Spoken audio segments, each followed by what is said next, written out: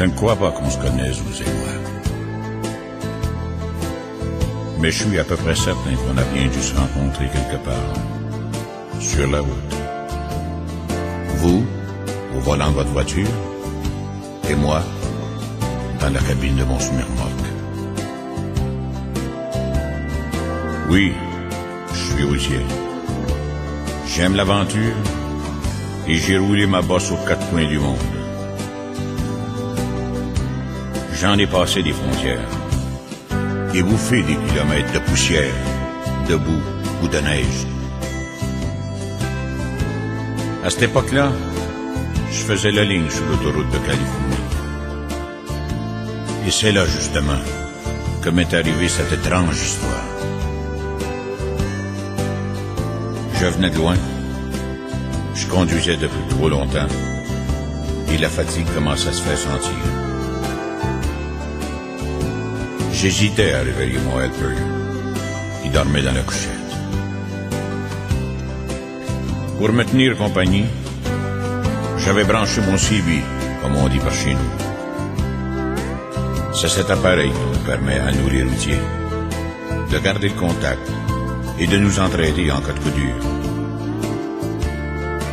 Je venais à peine d'allumer le canal 27 de mon CB lorsque j'entendis, à travers la friture, une petite voix lointaine qui parlait. Une petite voix d'enfant qui appelait. Allô? Allô, les routiers? Ici Teddy Bear. M'entendez-vous? Ici Teddy. Répondez-moi. Je tournai le bouton de mon CB sur l'émission. Les questionnaires mon tour. Allô? Allô, Teddy? Ici la route. D'où appelles-tu? Que veux-tu? La voix du gamin répondit un peu plus proche.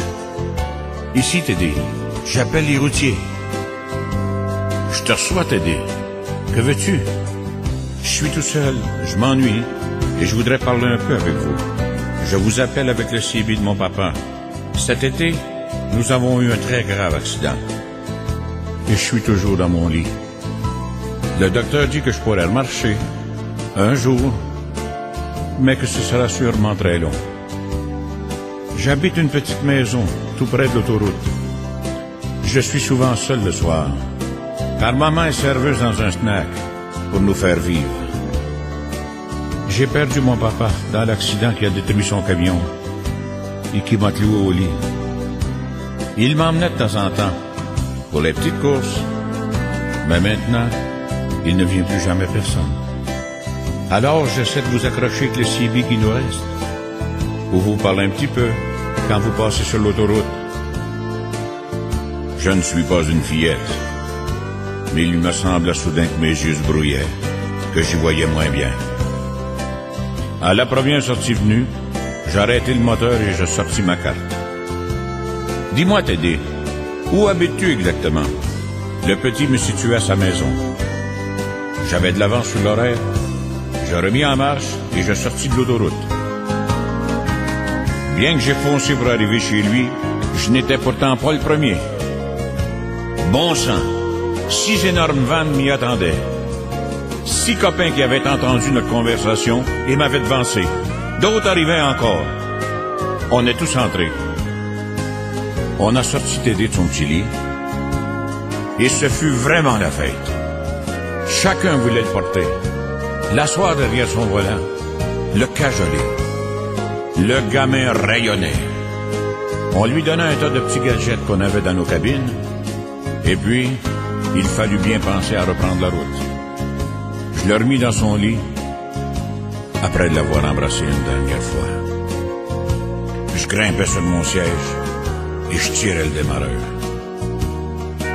J'ai vu plus d'un dur qui détournait la tête. On lui promit que chaque fois qu'on passerait sur l'autoroute, on klaxonnerait d'une certaine manière pour qu'il nous entende. On se quitta enfin.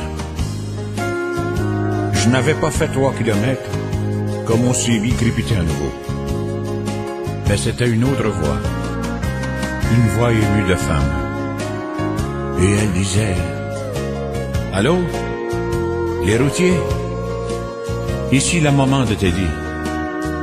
Merci les gars. Vous êtes de braves types. Bonne route et que Dieu vous protège. Je n'ai pas pu répondre un seul mot. J'ai coupé mon CB et alors seulement, j'ai chialé. Oui, chialé comme un vrai mot.